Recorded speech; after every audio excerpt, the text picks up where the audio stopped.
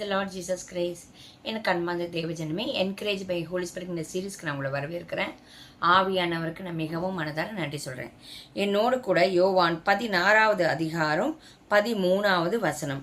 சத்திய ஆவியாகி அவர் வரும்போது சகல சத்தியங்களுக்குள்ளும் உங்களை நடத்துவார். அவர் தம்முடைய சுயமாய் பேசாமல் தாம் கேள்விப்பட்டவைகளை யாவையும் சொல்லி வரப்போகிற காரியங்களை உங்களுக்கு அறிவிப்பார். ஆமீன். சத்திய ஆவியானவர் என்னவா, சகல சத்தியத்துக்குள்ள நம்மள நடத்துவாராம். அவர் எப்படி தானா எதுவும் பேசல, பிதாவுடைய சித்தம் என்ன, பிதா என்ன சொல்றாரு என்னங்கிறது, கர்த்தருடைய ஆவியானவர் அல்லவா. ஸோ பிதாவுடைய திட்டமும் சித்தமும் நம்ம வாழ்க்கையில என்னன்னு வரப்போற காரியங்களுக்குள்ள எல்லா விஷயத்தையும் அவர் கேள்விப்பட்டதெல்லாம் நமக்கு சொல்லி நம்மள சத்தியத்துக்குள்ள அவர் நடத்துவார். நம்ம அதுக்கு என்ன பண்ணணும்? அவர் பேசுகிற ஜீவனுள்ள தேவனா இருக்கார். அவர் சொல்ற சத்தத்தை கேட்கறதுக்கு நம்ம கீழ்ப்படிந்திருக்கணும். ஆவியானவர் சொல்லுகிறத காதுள்ளவன் கேட்க கடவன், சபை கேட்க கடவுது.